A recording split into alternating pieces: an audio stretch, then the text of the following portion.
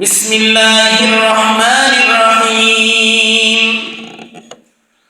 সুবহানাল্লাযী আসরা বিআবদিহি লাইলান মিনাল মাসজিদিল হারাম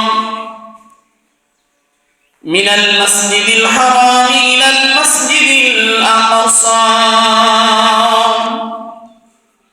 আল্লাহ বলেন সুবহানাল্লাযী, পূর্ণ পবিত্র সেই সত্তা, পূর্ণ পবিত্র সেই আল্লাহ, যে আসরা বিআবদিহি, তার প্রিয় মাহবুব, তার প্রিয় বান্দাকে লাইলান মিনাল মাসজিদিল হারাম, রাতের কিছু অংশে, রাতের এক অংশে মসজিদে হারাম থেকে ইলাল মাসজিদিল আকসা, মসজিদে আকসা পর্যন্ত ভ্রমণ করিয়েছেন। বলি সুবহানাল্লাহ।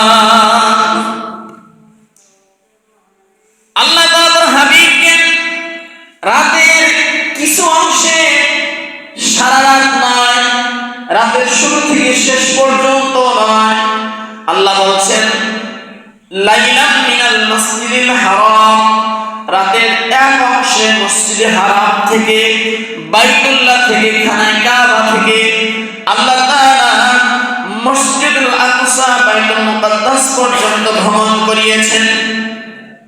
আল্লাযী বারাকনা হাওলাহু লিনুরিয়াহু মিন আয়াতিনা, আল্লাহ বলেন ওই সময় আমি আল্লাহ তাআলা মসজিদের চতুর্পাশে ফল ফুল, বাগ বাগিচা, সৌন্দর্য দিয়ে, বারাকনা বরকত দিয়ে আমি আল্লাহ তাআলা ঢেকে দিয়েছি। বলি সুবহানাল্লাহ। রাসূলুল্লাহ সাল্লাল্লাহু আলাইহি ওয়াসাল্লাম বাইতুল্লাহ থেকে, মসজিদুল হারাম থেকে হিজরত করেছেন, রওনা করেছেন মসজিদে আকসা, বাইতুল মুকাদ্দাস পর্যন্ত। আর এই ভ্রমণটা হয়েছে রাতের একটা অংশে। তাফসীরের মধ্যে এসেছে রাসূলুল্লাহ সাল্লাল্লাহু আলাইহি ওয়াসাল্লামের মিরাজ সম্পর্কে অসংখ্য অগণিত হাদিসে পাক কালিমা রয়েছে। হাদিসে পাকের মধ্যে এসেছে রাসূলুল্লাহ কাবার হাতিমের মধ্যে শুয়েছিলেন। একটা বর্ণনার মধ্যে এসেছে কাবার হাতিম নামক স্থানে রাসূলুল্লাহ শুয়ে আছেন। হঠাৎ ঘুম ভেঙে গেল। রাসূলুল্লাহ ঘুম থেকে জাগ্রত হয়ে দেখতে পেলেন সাদা পোশাকধারী দুজন, লম্বা লম্বা দুজন মানুষ তার দুই পাশে দণ্ডায়মান রয়েছে। বলি সুবহানাল্লাহ। রাসূল বলেন আমি কাবার হাতিমে ছিলাম, আর আমি ঘুম থেকে জাগ্রত হলাম। জাগ্রত হয়ে আমি দেখতে পেলাম যে আমার দুই পাশে শুভ্র সাদা পোশাকধারী অনেক বড় দুজন মানুষ আমার পাশে দাঁড়িয়ে আছে। শুধু তাই নয়, রাসূলুল্লাহ সাল্লাল্লাহু আলাইহি ওয়াসাল্লাম আরেকটি বর্ণনার মধ্যে আছে উম্মে হানির ঘরে ঘুমিয়েছিলেন। আরেকটা বর্ণনার মধ্যে আছে উম্মে হানির ঘরের মধ্যে ঘুমিয়ে আছেন। আল্লাহ তাআলা জিবরাইলকে পাঠিয়ে দিলেন, জিবরাইল যাও, আমার বন্ধুকে আজকে আমি দিদার দিব, মিরাজ করাবো। আমার বন্ধুকে আমার কাছে নিয়ে আসো, আমার বন্ধুকে ঘরের মধ্যে তুমি প্রবেশ করো। জিবরাইল রাসূলুল্লাহ দরবারে হাজির হয়ে গেলেন। হাজির হয়ে দেখেন রাসূলুল্লাহ উম্মে হানির ঘরের মধ্যে শায়িত। ঘুমন্ত অবস্থায় রাসূলুল্লাহকে ডাক দিলে জিবরাইলের সাহস হয় না, জিবরাইল ভয় পায়। আমি কিভাবে রহমাতুল লিল আলামিনকে ডাক দিব?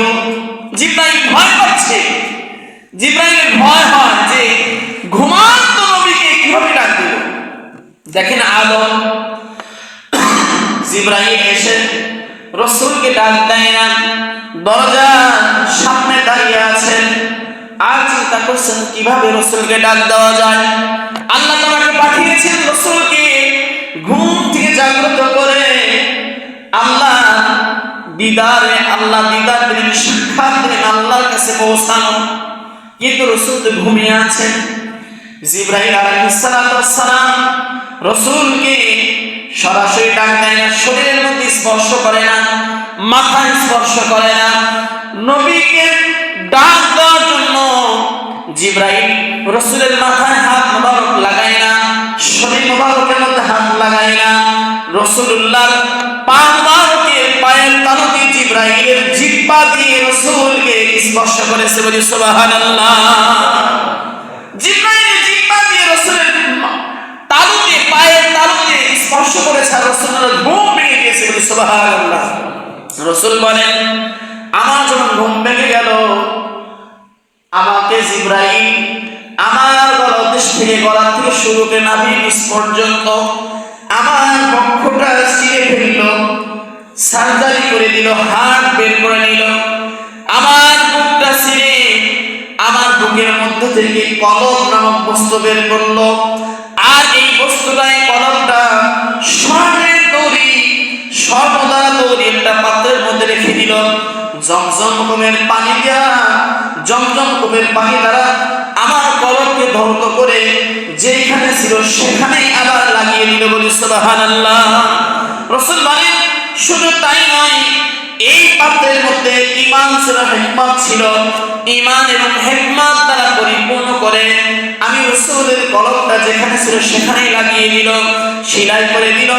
আবার এবং আমাকে মসজিদে আকসা পর্যন্ত নেওয়ার জন্য একটা বাহন খচ্চরের চেয়ে ছোট, গাধার চেয়ে বড় একটা বাহন আনা হলো। রাসূল বলেন, এই বাহনটার নাম হচ্ছে বোরাক, এই বাহনটার নাম হচ্ছে বোরাক। রাসূল বলেন, এই বোরাক যখন আমার কাছে আনা হলো, জিবরাইল বলল, ইয়া রাসূলুল্লাহ, হাবিবাল্লাহ, আপনি এই বাহনের উপর ওঠেন, সওয়ার হন, বাহনের উপর আপনি উঠে বসেন। রাসূল বলেন, আমি যখন উঠলাম, বাহনটা বোরাকটা অত্যন্ত কাঁপাকাঁপি শুরু করে দিল। আর জিবরাইল বললাম, রে বোরাক, তুমি কেন কাঁপাকাঁপি করছো? তুমি কেন তো নড়াচড়া করছো? তোমার উপরে যিনি সওয়ার হয়েছেন, ইনি তামাম জগতের জন্য রহমত, এবং এই যিনি সওয়ার হয়েছেন, এই থেকে সম্মানিত মর্যাদাবান আর কেউ তোমার উপর সওয়ার হতে পারে না, বলি সুবহানাল্লাহ। যখন বোরাককে বলা হলো যে তোমার উপর যিনি সওয়ার হয়েছেন, এর থেকে সম্মানিত মর্যাদাবান আর কেউ তোমার উপর কোনোদিন সওয়ার হয় নাই, ওঠে নাই, অতএব তুমি শান্ত হও। বোরাকটা শান্ত হয়ে গেল। রাসূল বলেন যে এই বোরাকের এক একটা কদম, অর্থাৎ বোরাকের এই বাহনের এক একটা কদম এত গুরুত্ব ছিল যে মানুষের দৃষ্টি যতদূর পর্যন্ত যায়, মানুষ যতদূর পর্যন্ত দেখে, তার থেকেও এই বাহনের